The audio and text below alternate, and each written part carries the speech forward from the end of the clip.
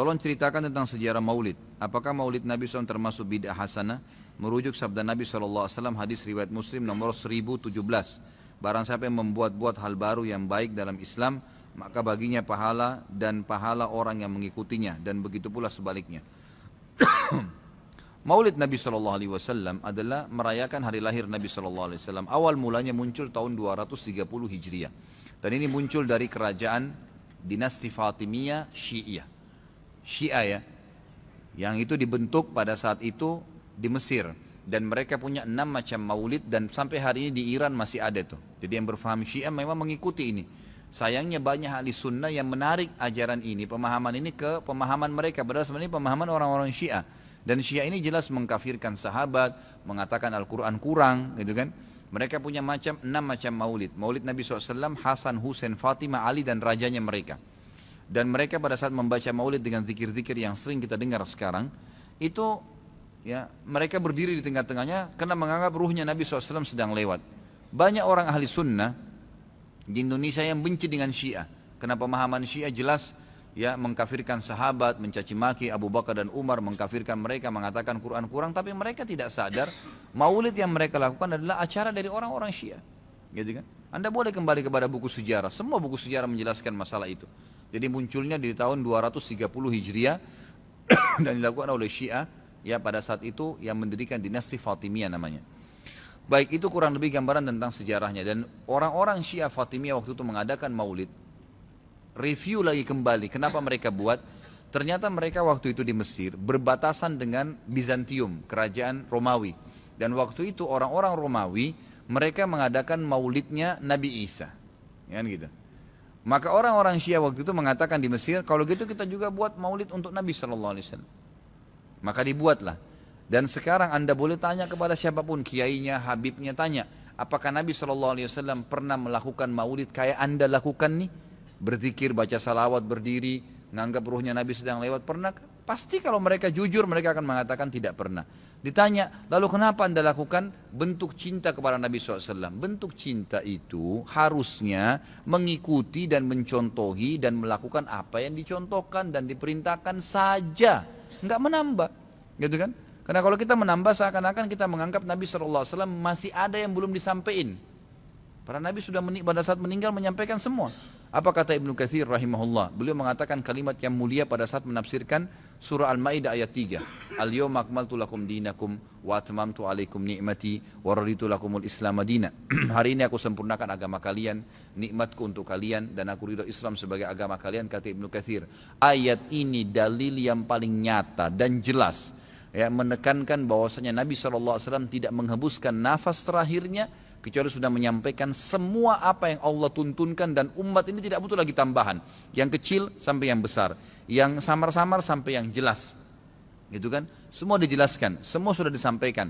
Dan Nabi SAW pada saat mau meninggal dunia di Haji Wada, beliau mengatakan halla ballagtu, ingatlah saya sudah sampaikan kepada kalian. Allah ballagtu, ingatlah saya sudah sampaikan kepada kalian. Sudah cukup semuanya, maka jangan ditambah, jangan dikurangin, saudaraku. Bacalah salawat, Nabi SAW perintahin tuh, banyak perintah salawat. Baca 10 kali pagi, 10 kali sore, zikir pagi sore. Boleh juga dijadikan sebagai zikir rutin kita tiap hari. Nabi SAW perintahkan untuk baca salawat, gitu kan. Dianjurkan untuk membaca. Di hari Jumat disuruh memperbanyak salawat untuk Nabi SAW. Setiap kali disebut namanya SAW, dalam majelis ini berapa kali kita katakan Nabi SAW, Nabi SAW. Itu semua fadilah, itu diperintahkan, gitu kan. Tapi jangan dikarang secara khusus, karena itu akan menambah. Sekali lagi, saya tidak menyalahkan. Kalau Anda ngotot mengerjakannya, mengatakan ini benar, silahkan, itu hak Anda.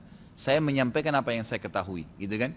Saya tidak menyalahkan, tidak menghardik, saya mengingatkan apa yang saya ketahui. Kalau Anda anggap ini benar, terimalah, gitu kan. Karena orang yang bijaksana, orang yang berakal adalah orang kalau menerima, mendengar sebuah penyampaian dan itu benar, lebih benar dari apa yang dia ketahui sebelumnya, maka dia menerimanya. Ya, maka dia akan selamat dari sifat sombong, kan gitu. Kalau masalah hadis yang disebutkan tadi, Nabi SAW mengatakan barang siapa yang membuat hal yang baru. Jadi ini terjemahannya pun keliru sebenarnya, gitu kan. Jadi kisahnya begini, ini hadis Bukhari. Nabi Muhammad SAW pada saat suatu hari, di siang hari, selepas sholat duhur, begitu kisahnya ya, melihat dari kejauhan waktu beliau mau keluar dari masjid, ada satu kaum Orang Badui, Arab. Arab ini orang Badui dari padang pasir. Yang datang ke Madinah berharap mendapatkan sedekah. Karena miskinnya mereka, dalam riwayat ini dikatakan sampai mereka hanya menggunakan satu lembar kain yang tidak dijahit. Mereka cuma lilitkan di badannya, ya, kalau ada angin tersingkap aurat mereka karena miskinnya. Dan mereka mengikat ujung kain itu satu sama yang lain di lehernya, gitu kan? Dan diikat juga di bagian bawahnya. Sehingga memang peka sekali bisa kelihatan auratnya. Dan dari muka mereka kelihatan, dalam hadis ini dikatakan kemiskinan. Wajahnya sudah hitam, kelihatan tua sekali karena susahnya. Lalu Nabi SAW naik di atas mimbar sambil berkata, ini pentingnya mempelajari sababul wurudnya hadis. Sebabnya hadis disebutkan, sama kalau ayat sababun nuzul ya. Perhatikan hadis tadi yang disebutkan, ini adalah sababul wurudnya.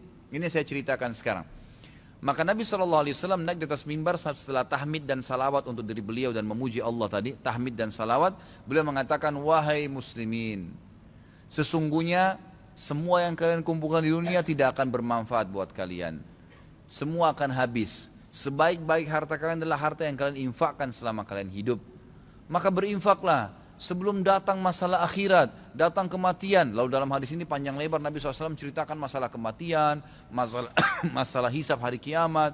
Lalu motivasi, bersedekahlah sebelum terlambat waktunya. Ya, semua yang punya sesuatu di rumahnya bersedekah. Berikan orang-orang yang susah itu, yang datang menuju ke masjid. Berikan kepada mereka sebelum mereka injak masjid ini.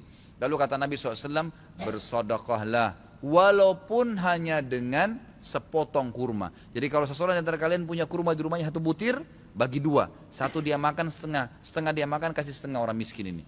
Saking pentingnya bersedekah. Waktu itu, ikhwan dan akhwat sekalian, sahabat termotivasi, ada yang menangis. Ada satu orang, sahabat berdiri. Lalu dia mengeluarkan semua yang dia miliki di kantongnya. Ya Rasulullah, ini saya sedekahkan. Dengan melihat orang itu melakukan, sahabat di masjid rame-rame melakukannya. Pada keluarin semua hartanya. Apa kata Nabi SAW? Siapa yang menunjukkan perbuatan baik dalam Islam, yang memulai. Kenapa? Karena tadi ini orang memulai kasih. Maka dia akan mendapatkan pahala orang yang melakukannya tanpa dikurangi sedikit pun dari pahala orang yang melakukannya. Jadi kalau kita ajak orang ke masjid atau kita ajak orang bersedekah, lalu dia dapat pahala nih, 10 pahala misalnya karena sholat atau karena sedekah. Kita kena mengajaknya, diberikan juga pahala 10 tanpa dikurangi dari pahala dia. Kan begitu. Ini sebabnya hadis. Sayangnya hadis ini disalahfahamin, dijadikan bolehnya mengatakan ada bidah hasanah. Semoga Allah berikan hidayah. Padahal mereka tidak faham sebab urutnya. Ada sebabnya hadis itu disebutkan. Jadi bukan kosong begitu saja. Gitu kan? Jadi mudah-mudahan ini bisa difahamin apa yang telah Nabi SAW sampaikan.